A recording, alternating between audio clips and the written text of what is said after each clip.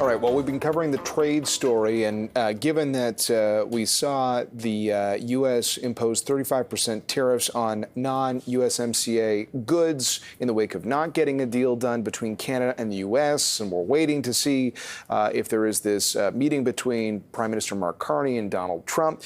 The reality in the interim is that you've still got sectors in Canada that are navigating things like jacked up levies. Steel would be a great example of that. Marty Warren is with the United SteelWorkers Union, the National Director for Canada. Marty, thanks for your time. I saw in your statement, and it rhymes some of the headlines we've seen about in the absence of a deal, no deal could be better than a bad deal. How are you viewing where we stand right now here in early August? Well, no deal is better than a bad deal, but a deal has got to be made. The uncertainty is really creating havoc in a lot of our big sectors.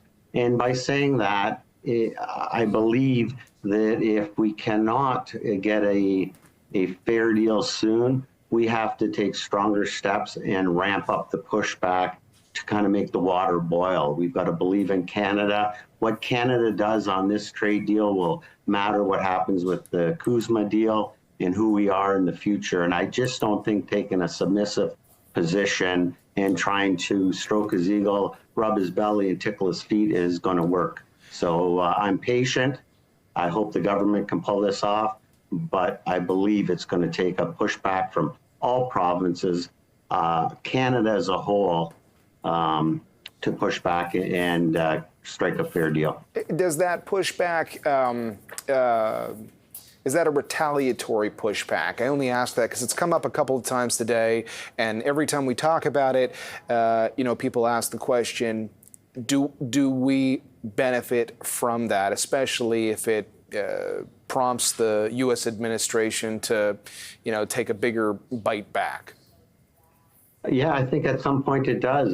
It's probably sooner than we had hoped or anticipated, but I think you have to.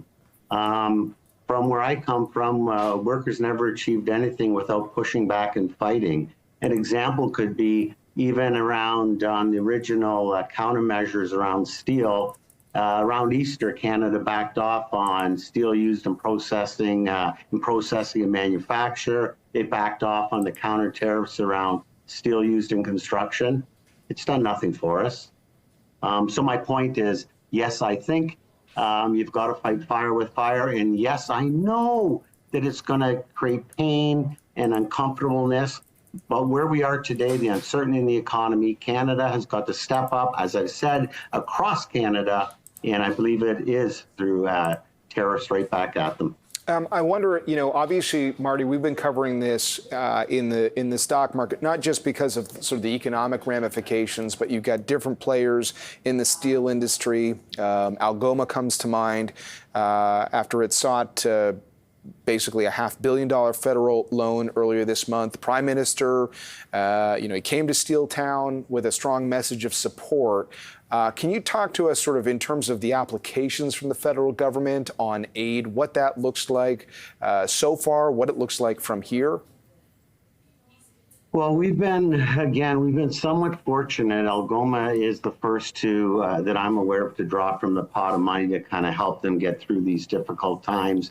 In terms of our membership, we've probably had, one is too many, about 1,000 members impacted. But in terms of what that looks like from the government, we need, as we head into this trade war, it is a trade war, one that we didn't start, that we've got to make sure that we can capitalize our producers or give them money to get through these difficult times.